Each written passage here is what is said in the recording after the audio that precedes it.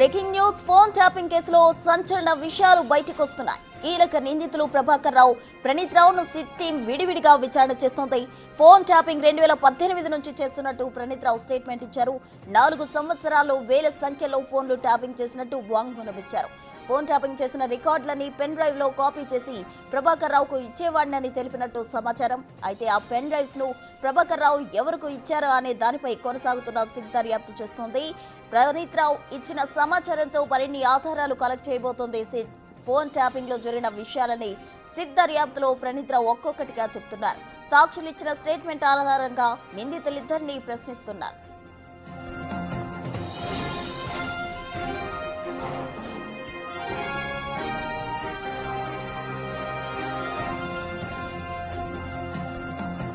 More details మా ప్రతినిధి సురేష్ అందిస్తారు. సురేష్, చెప్పండి, ఫోన్ ట్యాపింగ్ విషయానికి సంబంధించి సంచలన విషయాలు వెలుగులోకి వస్తున్నాయని చెప్పుకోవచ్చు. అటు పెన్ డ్రైవ్స్ ఈ ఫోన్ ట్యాపింగ్ వ్యవహారంలో కీలకంగా ఉన్నాయంటున్నారు. దానికి సంబంధించిన కంప్లీట్ డీటెయిల్స్ ఏంటి?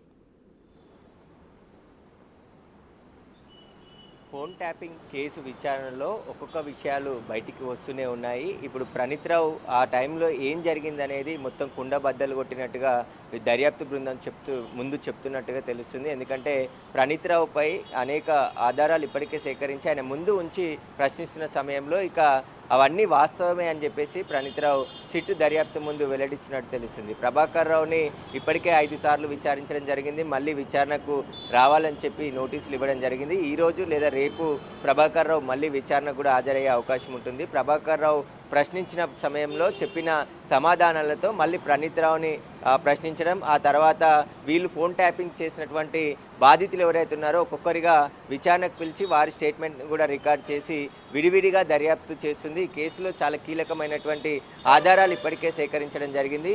అయితే 2018 నుంచే ఫోన్ ట్యాపింగ్ చేస్తున్నట్టు ప్రణీత్ రావు సిట్ ముందు వెల్లడించడం జరిగింది. ఎస్ఓటి టీంను అంటే స్పెషల్ ఆపరేషన్ టీంని ఏర్పాటు చేసి ఎస్ఐబిలో ప్రణీత్ రావు నేతృత్వంలో ఈ ఫోన్ ట్యాపింగ్ జరిగినట్టుగా ఇప్పటికే సిట్ ఆధారాలు సేకరించడం జరిగింది. కాబట్టి మొత్తం ఎవరైతే ఫోన్లు ట్యాపింగ్ చేస్తారో అందులో కీలకమైనటువంటి సమాచారం తీసుకొని అవి కాపీ చేసి ప్రభాకర్ రావుకు అందించేవాడిని అని చెప్పేసి కూడా ప్రణీత్ రావు వెల్లడించడం జరిగింది. అయితే ప్రభాకర్ రావు ఆ పెన్ డ్రైవ్లని ఎవరెవరికి ఇచ్చారు, ఎందుకంటే గత ప్రభుత్వంలో కీలకంగా వ్యవహరించారు వీరికి సంబంధించి అత్యంత సన్నిహితులకి ఈ పెన్ డ్రైవ్లను అందించి ఆ పెన్ డ్రైవ్ల ద్వారా వారు ఏం చేశారు అనేది ఇప్పుడు సిట్ తేల్చబోయే ప్రయత్నం చేస్తుంది. ప్రణీత్ రావు ఇచ్చినటువంటి స్టేట్మెంట్ ఆధారంగా మరిన్ని సాక్ష్యాలు అదేవిధంగా ఎవిడెన్స్ని కలెక్ట్ చేసే పనిలో సిట్ కూడా ఉంది. ఎందుకంటే ఈ కేసులో అనేక మంది ఆరోపణలు ఎదుర్కొన్నారు. దీంట్లో ఇప్పటికే పలువురు అధికారులు అరెస్ట్ అయ్యి జైలుకు వెళ్ళి మళ్ళీ బెయిల్పై బయటికి రావడం జరిగింది.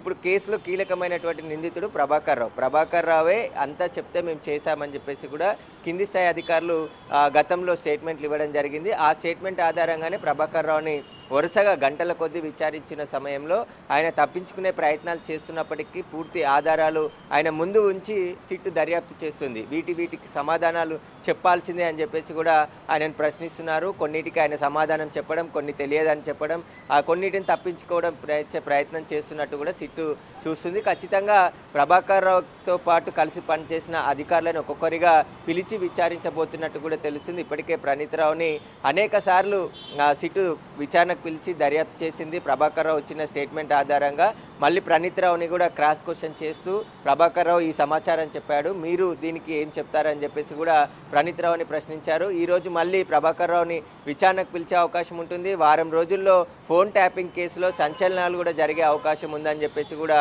వార్తలు వస్తున్నాయి. కాబట్టి ఇప్పటికే ప్రభాకర్ రావు చెప్పిన స్టేట్మెంట్ అంతా కూడా ఆడియో వీడియో రికార్డ్ చేస్తున్నారు పోలీసులు. వాటికి సంబంధించిన పూర్తి ఎవిడెన్స్ అంతా కోర్టు ముందు ఉంచబోతున్నారు. ఇప్పటికే ఈ కేసులో ఏవైతే హార్డ్ డిస్కులు పెన్ డ్రైవ్లు ధ్వంసం చేశామని చెప్పేసి చెప్తున్నారో అవి ప్రభాకర్ రావు చెప్తేనే మేము చేశామని చెప్పేసి కూడా ప్రణీత్ రావు, భుజంగరావు, తిరుపతి అన్న, రాధాకిషన్ రావు వీరందరూ కూడా చెప్పడం జరిగింది. కాబట్టి గత ఎన్నికల సమయంలో విపరీతంగా ఫోన్ ట్యాపింగ్లు చేశారు. ప్రతిపక్ష నాయకులను, వ్యాపారస్తులను, అదేవిధంగా కొంతమంది సెలబ్రిటీలకు సంబంధించిన ఫోన్లను కూడా ట్యాపింగ్ చేసి జడ్జీలకు సంబంధించిన కాల్ లిస్టులు కూడా తీసినట్టు సిట్ దర్యాప్తు గుర్తించింది. ఆ కాల్ లిస్టులు ఎందుకు తీశారు, ఏ పర్పస్లో తీయడం జరిగింది, అవి ఎవరికి ఇచ్చారనే దానిపైన ప్రభాకర్ రావుని ప్రశ్నించినప్పుడు అది తీయడం తప్పే, కానీ అది నేను తీయించలేదు, వాళ్ళే తీశారని చెప్పేసి ప్రభాకర్ రావు స్టేట్మెంట్ ఇచ్చినట్టు తెలుస్తుంది. కాబట్టి ఈ వారం రోజుల దర్యాప్తు చాలా కీలకంగా ఉండబోతున్నట్టు తెలుస్తుంది. రాజకీయ నాయకులకు కూడా నోటీసులు ఇచ్చి ఈ కేసులో విచారించే అవకాశం కనబడుతుంది. ఇప్పటికే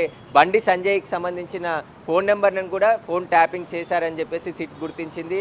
ఆయనతో పాటు ఆయన ముఖ్య అనుచరులు, ఆయన కుటుంబ సభ్యుల ఫోన్లను కూడా గతంలో ప్రణీత్ రావు టీం ట్యాపింగ్ చేసినట్టు గుర్తించి ఆయనను కూడా సాక్షిగా స్టేట్మెంట్ కోసం సిట్ బృందం సమయం కోరింది. కాబట్టి ఆయన కరీంనగర్లో నేను అందుబాటులో ఉన్నాను, మీరు ఏ సమయంలో వచ్చినా నేను స్టేట్మెంట్ ఇవ్వడానికి సిద్ధంగా ఉన్నా అని చెప్పేసి కూడా బండి సంజయ్ చెప్పడం జరిగింది. బండి సంజయ్ మాట్లాడుతూ ఈ ఘటన పైన ఇందులో కేసీఆర్ కేటీఆర్ పాత్రనే ఉంది, సిరిసిల్ల అడ్డాగా ఫోన్ ట్యాపింగ్ జరిగిందని చెప్పేసి స్వయంగా బండి సంజయ్ ఆరోపణలు చేశాడు. ఇంకా ప్రభాకర్ రావుకి కేసీఆర్ కుటుంబానికి రాచమర్యాదలు చేస్తున్నారని చెప్పేసి కూడా ఆయన హాట్ కామెంట్ చేయడం జరిగింది. దీనికి సంబంధించి దర్యాప్తు చేయాలి, దీని కేసు వెనకాల ఉన్నటువంటి అందరినీ కూడా పై చర్యలు తీసుకోవాలని చెప్పేసి కూడా బండి సంజయ్ కూడా కేంద్ర మంత్రి హోంశాఖ సహాయ మంత్రిగా ఉన్నటువంటి బండి సంజయ్ కూడా ఆయన స్టేట్మెంట్ ఇవ్వడం జరిగింది. అయితే ఇప్పటికే అనేక మంది, ఎందుకంటే వ్యాపారస్తులు స్వయంగా కొంతమంది ఫిర్యాదు కూడా చేశారు, మమ్మల్ని బెదిరించి మా టేబుల్పై గన్లు పెట్టి మా పార్టీలకు అంటే కాంగ్రెస్ పార్టీకి ఇతర పార్టీలకి